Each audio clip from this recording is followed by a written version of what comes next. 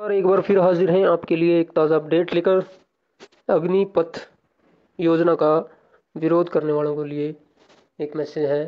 भाई, जो अग्निपथ योजना का विरोध कर रहे हैं, विरोध करना तो चलो एक अलग बात है, शांतिपूर्ण तरीके से बैठकर आप कहीं भी धरना दे सकते हैं, लोकतंत्र है, आपका अधिकार है।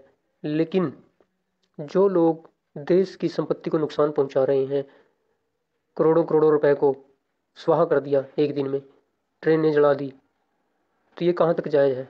क्या जो देश की संपत्ति को नुकसान पहुंचा रहा है, क्या वह देश सेवक हो सकता है? क्या उसके अंदर देश प्रेम की भावना हो सकती है? देश की ही संपत्ति को जला रहे हैं, स्वाहा कर दिया एक दिन में करोड़ों रुपए, तो उसका बोझ किस पे पड़ेगा? बोझ तो आप और हम पे ही पड़ेगा। सैलरी का भी हिसाब लगा टैक्स के रूप तो भी कम नहीं है। मतलब 4 साल की आपकी सैलरी बनती है 11,72,160 रुपए, और रिटायरमेंट भी आपको मिलेगा 11,71,000 रुपए, टोटल 23,43,160 रुपए। तो इस उम्र में ये पैसा कम नहीं है। अगर आप एक प्राइवेट जॉब करने वाले से पूछोगे ना, तो आपको पता चलेगा कि 28-28 साल तक के लोग ऐसे ही घूम रहे हैं, कहीं जॉब का कोई ऑप्शन नहीं है। ग्रेजुएशन कर लें, एमए कर लें, जो मर्जी कर लें, कितने रोजगार मिले आप हम सभी जानते हैं इस बात को। तो इस उम्र में जॉब करके और 23-24 लाख रुपए कमा के और अपने घर वापस आ रहे हैं, तो वो ये तो अच्छी बात है। उसके बाद भी आपके पास ऑप्शन है, एक्स सर्विसमैन का कोटा है, और भी आप अपना काम भी कर सकते हैं, स्वयं का रोजगार भी कर सकते हैं, क्योंकि आपके पास थोड़ी सी पूंजी आ गई है तो उसका सहारा है। कुछ ना कुछ आप व्यवसाय भी कर सकते हैं। 30 से ज्यादा देशों में लागू है अग्निपथ जैसी योजना। देखिए, भारत में हर काम बाद में होता है। अच्छा, दूसरा एक बात और भी है कि हम कहते हैं कि पश्चिम जो देश हैं, दूसरे जो देश हैं, वो विकसित हैं, हम अभी विकासशील हैं। जब हम विकसित देशों की हम रीस करते हैं, हम चाहते हैं कि वहाँ जो व्यवस्था है यहाँ भी होनी चाहिए।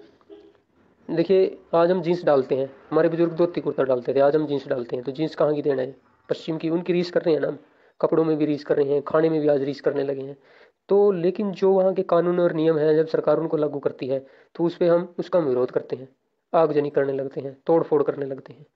तो ये कहाँ तक जायज़ है भाई? अगर उन देशों की रीस करनी है, विकसित करना है देश को, तो फिर वो नियम भी तो लागू करने पड़ेंगे ना। इस चीज़ को थोड़ा समझिए। और 30 से ज़्यादा देशों में लागू है ये योजना, आप देख सकते हैं यहाँ 10 देश ऐसे हैं जहाँ युवक और युवतियों के लिए सेना में भर्ती होना जरूरी है। बहुत से देश ऐसे भी हैं, अभी कंपलसरी है, कुछ साल तक आपको देश सेवा करनी ही पड़ेगी हर घर में से व्यक्ति को। तुर्की में 20 साल से अधिक आयु के सभी पुरुषों के लिए सैन्य सेवा अनिवार्य है। उन्हें 6 से 15 महीने के बीच सेना में सेवा देनी पड़ती है। ग्रीस में 19 साल के पुरुषों के लिए 9 महीने की सैन्य सेवा अनिवार्य है। ईरान में 18 साल से अधिक आयु के पुरुषों को 24 महीने सेना में नौकरी करनी पड़ती है। क्यूबा में 17 से 28 साल की आयु के पुरुषों को 2 साल तक अनिवार्य सैन्य सेवा करनी पड़ती है। इसी तरह से आप देख लीजिए, ब्रिटेन में भी है, चीन में है, इसराइल में है, दक्षिण कोरिया में है,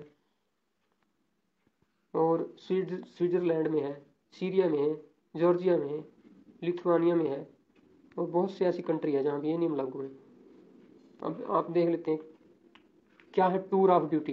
टूर ऑफ ड्यूटी का भी एक सिस्टम है। अग्निपथ योजना की तुलना में टूर ऑफ ड्यूटी से की जा रही है। टूर ऑफ ड्यूटी द्वितीय विश्व युद्ध के दौरान तब शुरू हुई थी जब ब्रिटेन में पायलटों की कमी हो गई थी। इसके बाद ब्रिटिश सरकार ने युवाओं को एक निश्चित अवधि के लिए वायुसेना में भर्ती करना शुरू किया।